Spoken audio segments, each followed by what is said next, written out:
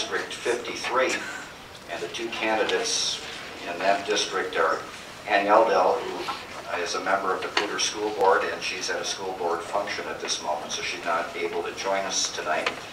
With us is Randy Fischer. He's a CSU graduate, an engineer with his own consulting firm. He's served on several city boards, including the Fort Collins Water Board and Storm Water Drainage Board and Natural Resources. He's also been on the Larimer County Rural Land Use Advisory Board and has worked on some open space initiatives. And Randy, if you'd like to take your 10 minutes to introduce yourself to everyone. Yes, good evening, everyone. I'm really proud and pleased to be here. My name is Randy Fischer. I'm a candidate for the Colorado House of Representatives in House District 53. I was born and raised right here in Fort Collins. I grew up here and went through Poudre schools. In fact, this used to be my junior high school right here. And I graduated in 1970 from Poudre High School, and I actually organized the first Earth Day celebration at Poudre High School in 1970. I have 2 degrees from CSU, including a master's degree in engineering, in civil engineering. And I own and operate my own small engineering consulting business. And in my business, I travel around the world cleaning up abandoned mine sites. And so I think I'm doing something positive for the earth and the environment in my professional life as well as my civic life. As Mark mentioned, I've served on lots of boards and committees here in Fort Collins, including the Water Board and the Natural Resources Advisory Board. And one of the things I'm most proud of is my role on the open space campaigns that have helped us to preserve and protect a lot of the open spaces in and around Fort Collins. I'm running a principled campaign, a campaign of principled leadership. One of the principles I most adhere to and cherish is opportunity. I grew up here. My family didn't have a lot of money, but we felt rich because we had opportunity. And I want to take that, my respect for opportunity and my pledge to get people more opportunity down to the legislature. When I see rising energy prices, I see an opportunity to make Fort Collins the national leader in renewable and clean energy development. And when I see looming droughts and water shortages, I also see an opportunity to start to lead with a new, smarter way of doing water development. So I think of myself as the candidate of opportunity. Okay, thank you.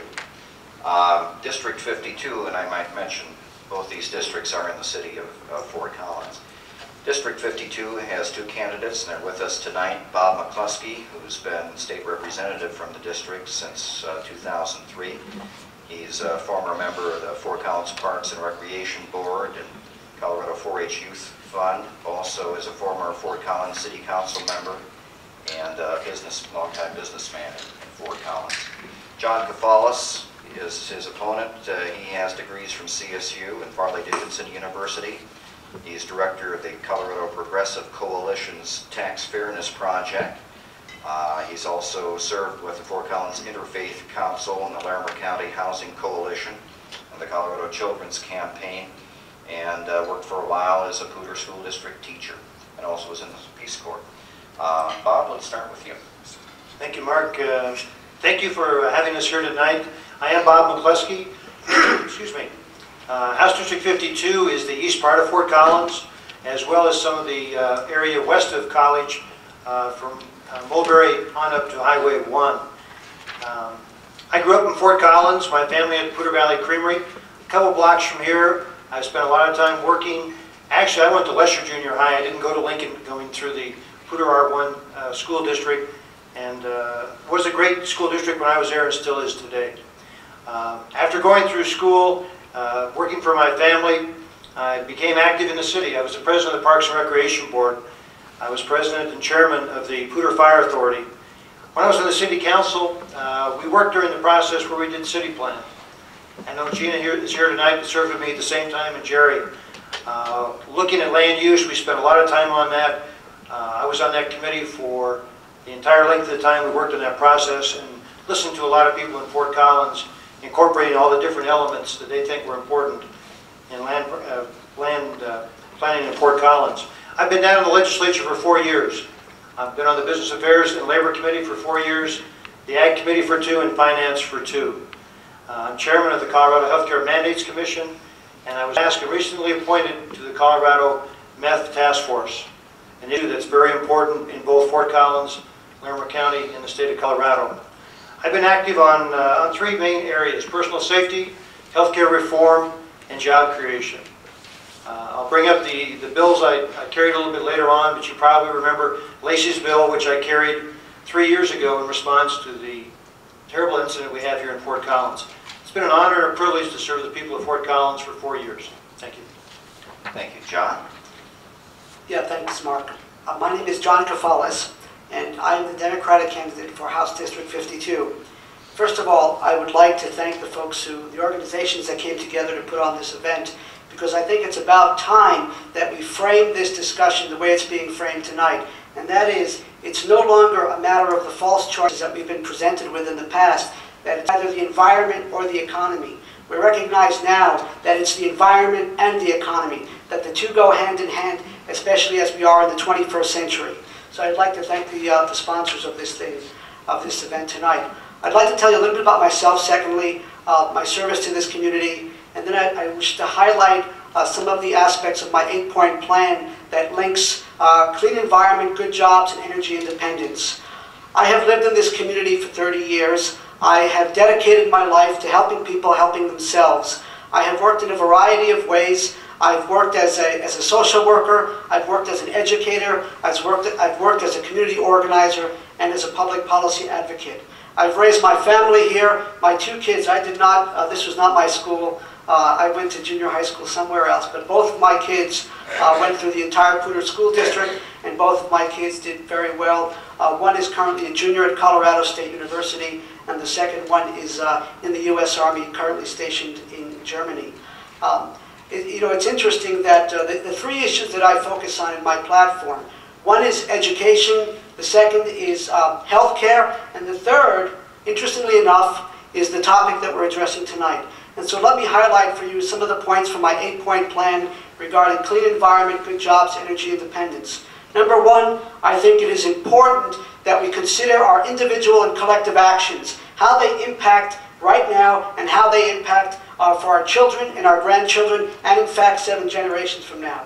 And I think that with the time that remains, I will get into the details of this as we get into the Q&A. But suffice to say that this is something that's very important to me, and I will do my best to work with you to provide solutions and be a leader in this area. Thanks. Okay, thank you. We're switching now to the U.S. Congress and the 4th Congressional District race. Marilyn Musgrave and Angie Piccioni are not here. They are candidates for that office. But with us is Eric Eidness. He is a Navy veteran. He has an engineering degree from Vanderbilt. He's worked many years in private business with environmental engineering and construction. And he's also served as assistant administrator for water with the EPA. And Eric, would you like to go from there? Thank you, Mark. I want to say for the record, I'm the man in the middle, literally and metaphorically. And also, I have the purple tie on, so I'm not red or blue. I've left my color and joined the middle, so I'm coming from a very different place, and I feel liberated to speak from the heart.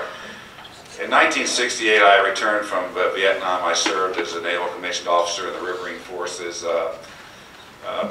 underwater diving, exploding things, and clearing navigation and salvaging whatever needed to be salvaged. And when I was honorably discharged in 1970, although I remained several years later in the Ready Reserves, I made a conscious decision to do something that's more preserve, protect, and enhance the quality of life and the environment rather than the destruction which I saw in Vietnam. And I joined the agency that became the Environmental Protection Agency on December 1st, 1970, and I've had a really interesting career for the last 35 years.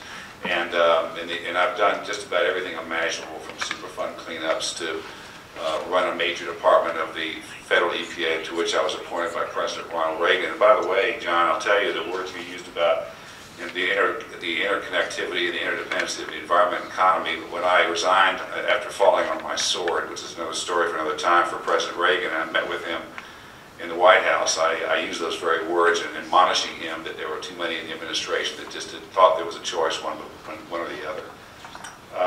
Go to my website for my platform. It's too big and too bulky to talk about here. It's eric4congress.org.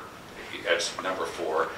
But I will mention one thing that's really burning for me. There is one issue and one issue alone that threatens our national security, threatens our economy and our way of life more than anything. It eclipses everything else, and that is our continued dependency on the importation of Middle Eastern oil.